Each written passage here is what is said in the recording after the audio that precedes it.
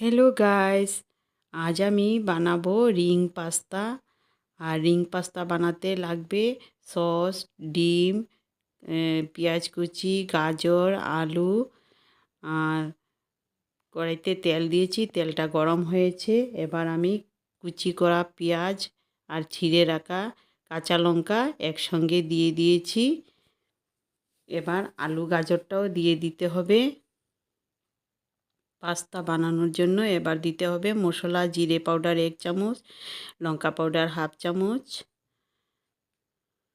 একটু সামান্য ধনে পাউডার, একটু 1/2 চামচ হলুদ পাউডার, স্বাদ মতো নুন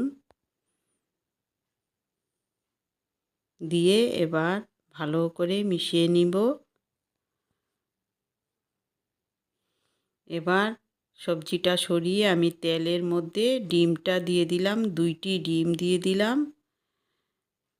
ডিমটা এবার ভালো করে গুঁড়া করে নিতে হবে। ভালো করে দেখুন গুঁড়া করে নিচ্ছি ডিমটা। এবার মিশিয়ে নেব গাজর আলুর সঙ্গে একসঙ্গে ডিম। এবার আমি বয়েল করা পাস্তাটা দিতে হবে। দিয়ে দিলাম বয়েল করা পাস্তা, দিয়ে এবার ভালো করে মিশিয়ে নিব সব কিছু। এবার দিতে হবে টমেটো সস, তারপর সয়া সস 1 চামচ দিয়ে দিলাম। এবার ভালো করে মিশিয়ে দিতে হবে ম্যাগি মশলা।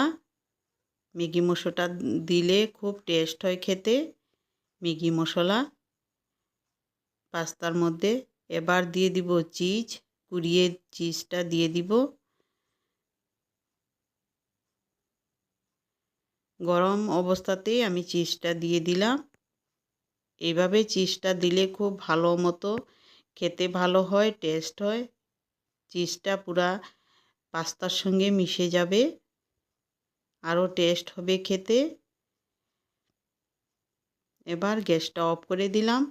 আমার বন্ধুরা পাস্তা হয়ে গেছে, ডিমের পাস্তা হয়ে গেছে।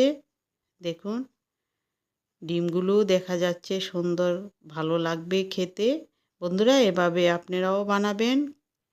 এবার গার্নিশ করার জন্য লাগবে মেয়োনিজ। তো আমি এখানে উপরে মেয়োনিজ দিয়ে দিয়েছি। দেখুন বন্ধুরা আমার এই পাস্তার ভিডিওটা যদি ভালো লাগে লাইক করবেন, শেয়ার করবেন, নতুন যদি হয়ে থাকেন একটা সাবস্ক্রাইব করে দেবেন। বন্ধুরা আপনারা ভালো থাকবেন, সুস্থ থাকবেন। আবার দেখা হবে নেক্সট ভিডিওতে। বাই।